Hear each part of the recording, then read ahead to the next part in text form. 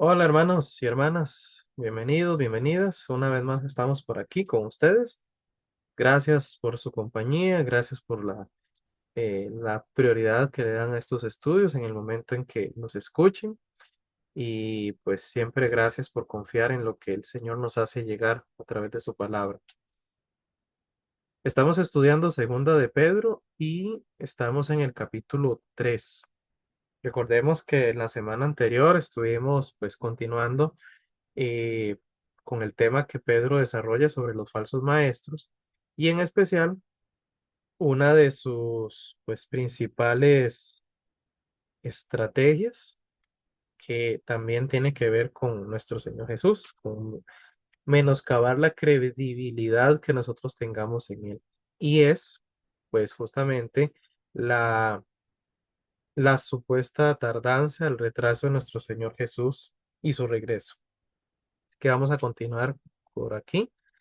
Siempre pues pidiéndoles también que si quieren compartir con otras personas lo hagan, que les hagan llegar el vínculo de estas grabaciones.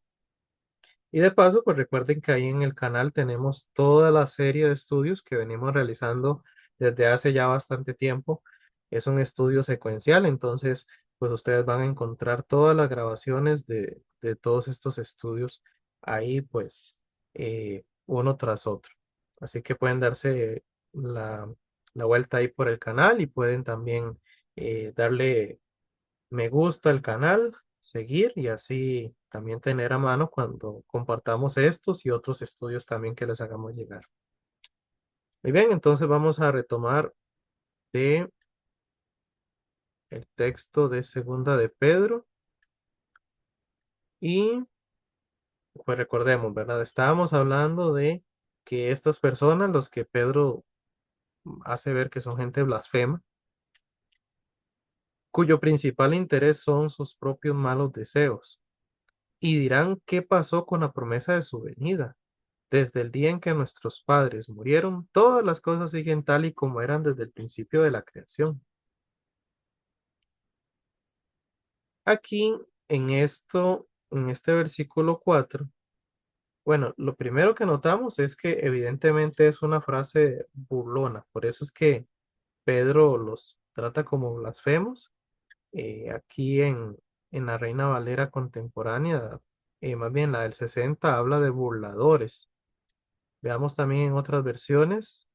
En la nueva traducción viviente dice que son burladores que se reirán de la verdad, siguiendo sus propios deseos.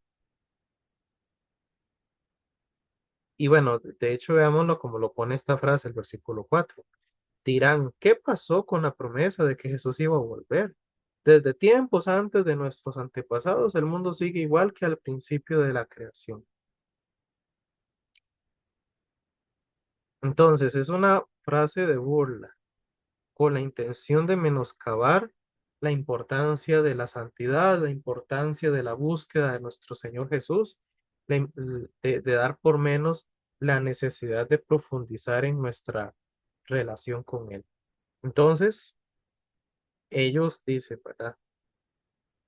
Notemos aquí el detalle. Ellos utilizan como supuesta evidencia de lo que ellos dicen de que Jesús no va a regresar, de que aparentemente, por lo menos ellos quieren hacerlo ver así, todo sigue tal cual y como era desde el principio de la creación. Como antes, cuando introducíamos este capítulo, decíamos, lo que insinúan es que en realidad no está presente. Dios en su creación no está presente. Y que en realidad Él hizo todas las cosas, pero nos ha dejado a nuestra suerte. Y que todo funciona por sí mismo. Que vean que dice, ¿verdad? Todas las cosas siguen tal y como eran desde el principio de la creación. O sea que no hay intervención divina. O sea que Dios no se ha hecho presente en su creación. Todo sigue igual. Entonces, a lo que van ellos. Bueno, Si Dios desde el principio no ha intervenido, pues no va a intervenir. Si Él desde el principio no ha hecho algún cambio significativo, ¿por qué creemos que lo va a hacer después? ¿Por qué creemos que va a irrumpir en la creación y que va a venir a hacer juicio y va a salvar y va a trasladarnos a otro lugar? Ven, ahí es donde está la blasfemia, porque estamos hablando de que ellos niegan, por un lado, la, la presencia misma de Dios en medio de su creación, y por otro lado, están poniendo en duda su interés y su amor por la humanidad. Y claro, esto es una completa eh, negación de lo que la Escritura en realidad da testimonio acerca de nuestro Señor Jesús.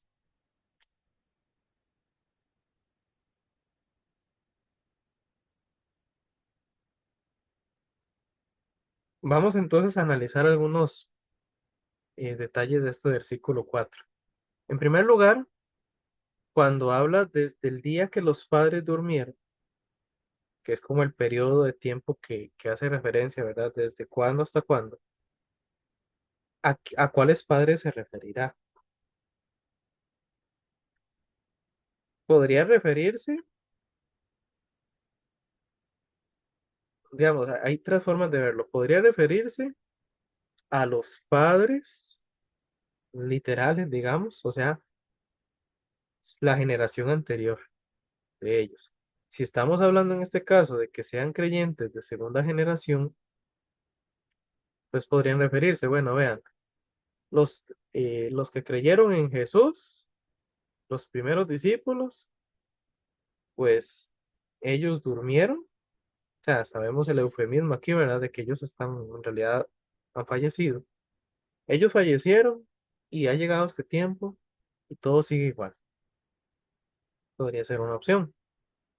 Otra opción podría ser que ellos se estén refiriendo más bien a los padres eh, de toda la fe cristiana. Digamos, casi, digamos que la misma idea. Aquellos primeros creyentes. Pero es importante también saber que esta frase, los padres, es utilizada en otros contextos, en otros espacios de la escritura. Por ejemplo, veamos la forma en que Pablo lo usa en Romanos 9:5.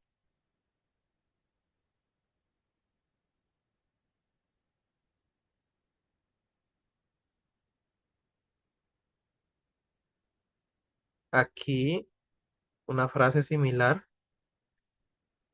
en el contexto de que Pablo está hablando acerca del lamento que él siente a causa de sus hermanos, sus parientes según la carne, que son los israelitas, de los cuales son los patriarcas y de los cuales según la carne vino Cristo. Entonces, los patriarcas es otra forma de referirse a los padres. Entonces, cuando Pablo aquí está mencionando los patriarcas, se está refiriendo a mucho más atrás, desde los tiempos de Abraham, Isaac y Jacob. Entonces, eso es una forma de referirse a ese tiempo.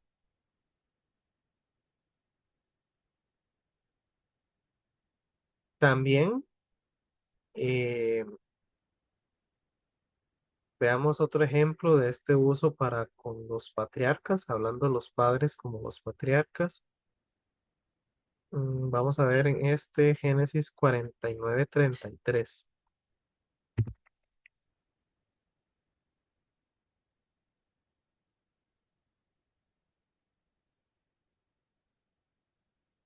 Bueno, en este caso es Jacob, véanlo como dice, que cuando Jacob murió, dice que encogió los pies en la cama y expiró, y fue reunido con sus padres, ¿verdad? Uno podría interpretarlo directamente a los papás de Jacob, ¿verdad? Que eran Isaac y Rebeca, ¿verdad? Si no estoy enredando las historias. Pero, de acuerdo con la tradición judía, cuando se hablaba de los padres, más bien hace referencia a los antepasados. Entonces, ¿con quiénes se reunió Jacob? Pues no solo con Isaac, sino también con Abraham. Y quizás incluso yéndose mucho más atrás, Noé, Adán, todos ellos eran considerados padres porque eran los antepasados. Entonces, cuando aquí Pedro dice de que ellos, pues, dicen esta frase, ¿verdad? De que desde que los padres durmieron, puede ser un paralelo de lo que está diciendo aquí, desde el principio de la creación.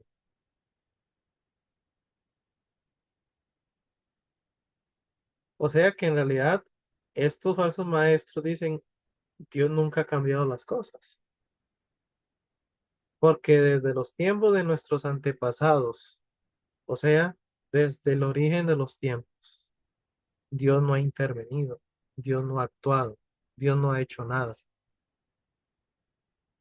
Entonces, si todas las cosas permanecen así como desde el principio de la creación, entonces la intervención divina, o sea, incluyendo el regreso de Jesús, hay que descartarlo. Si Dios no ha intervenido desde el principio, pues no va a intervenir después. Así de sencillo.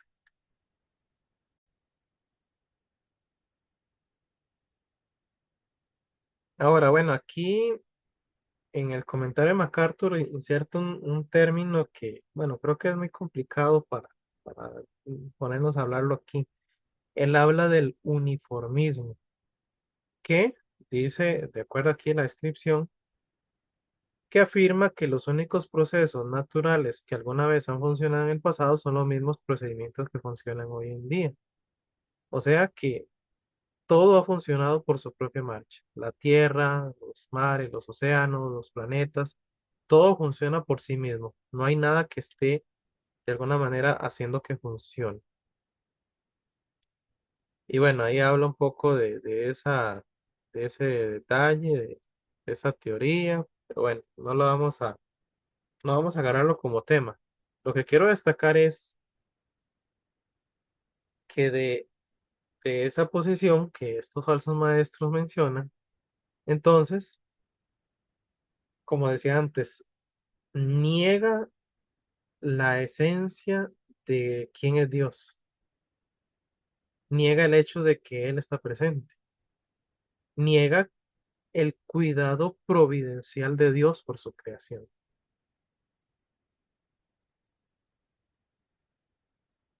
Esto, por ejemplo, niega, veamos otro texto importante de esto, lo que dice en Hebreos 1, hablando de Cristo, ¿verdad? En estos postreros días, Dios nos ha hablado por medio del Hijo, quien constituyó el heredero de todo, por quien hizo el universo, y, aquí importante, quien sustenta todas las cosas con la palabra de su poder. Ven cómo es una contradicción con lo que en realidad la escritura dice, porque en realidad aquí claramente lo dice, que Jesús es quien sustenta todas las cosas. ¿De qué forma lo hace? O sea, ¿qué tan minucioso es el cuidado de Jesús por su creación? O sea, podemos imaginarnos a Jesús agarrando el planeta Tierra y haciendo lo que dé vueltas. Bueno, no sabemos, porque no sabemos qué tanto es la intervención divina. Ya ahí entramos en otro tema, que es diferente, pero es complementario. ¿Qué tanto Dios interviene? ¿O qué tanto las cosas actúan según como Él las puso en marcha? ¿Verdad? Que ahí es donde va un poco el temor del continuismo, ¿verdad? De que todo sigue su curso por sí mismo. Incluso de ahí deriva parte de la controversia con el famoso, bueno, la famosa teoría del Big Bang, ¿verdad? Que en realidad uno entendiendo, haciendo un análisis más detallado, tampoco es que contradiga la soberanía de Dios, porque perfectamente pudo ser Dios el que puso en marcha el proceso de la creación y pudo ser por medio de un Big Bang y cómo todo empezó a acomodarse y se empezaron a unir los planetas y empezó a surgir la vida. no niega la presencia de Dios, porque Dios puede actuar de distintas formas. Y el Génesis mismo dice que Él con solo su palabra las cosas fueron creadas. No es que Dios para que esté presente tenemos que ver una mano ahí literal que baje y mueva las cosas. Puede actuar directamente, o sea, Él puede intervenir de forma soberana, directo, o puede propiciar que las cosas ocurran por medio de lo que Él ya ha establecido, lo que por ejemplo se conoce como las leyes naturales. Por ejemplo, la ley de la gravedad. Uno puede decir, ¿será que es Dios el que está ahí como sosteniendo todo para que se agarre el planeta? O puede ser que Él creó la ley de la gravedad, Él creó esta gravedad en el planeta y la creó a tal nivel suficiente como para permitirnos a nosotros que desempeñemos nuestro día a día sin que salgamos flotando por el espacio. En realidad, cualquiera de las dos formas podría ser porque Él es soberano. El punto es que no hay forma de descartar que Dios sí esté presente, de que Dios es el que esté sustentando todas las cosas.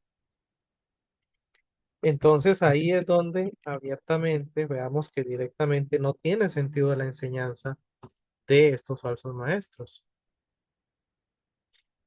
Pero como ya hemos dicho bastante, el problema está en cuanto al hecho de que haya ignorancia.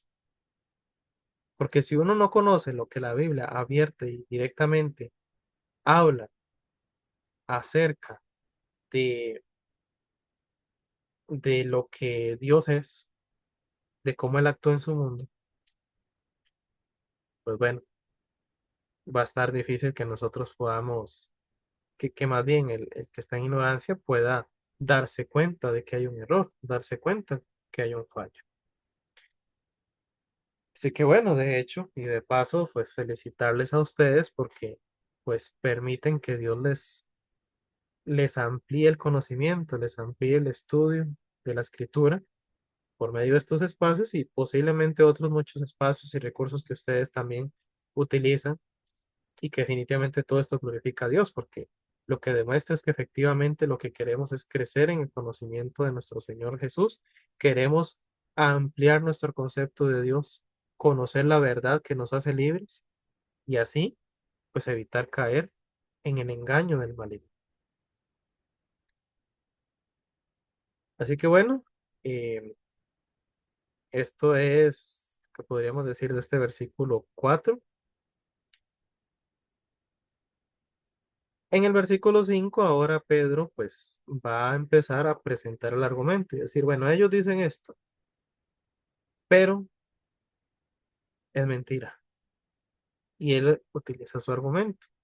Pedro no cita a Hebreos 1 como acabo de buscar yo, pero él cita evidencia que es real, sólida y bueno, es bíblica, que la desarrolla entonces aquí en el versículo 5.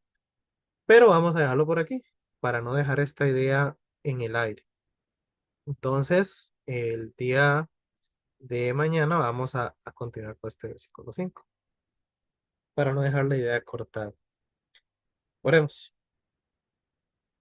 Padre y Señor, queremos agradecer una vez más porque en tu palabra encontramos instrucción, enseñanza, corrección, justamente lo que necesitamos en el día a día en medio de tanto engaño y mentira de Satanás. Gracias por revelarnos estas cosas, gracias por el Espíritu que nos da la capacidad de entenderlas. Sigue enseñándonos día con día y ayúdanos a realmente apreciarlo y apropiarnos de estas verdades. Gracias te damos, Señor, oramos en Cristo Jesús. Amén.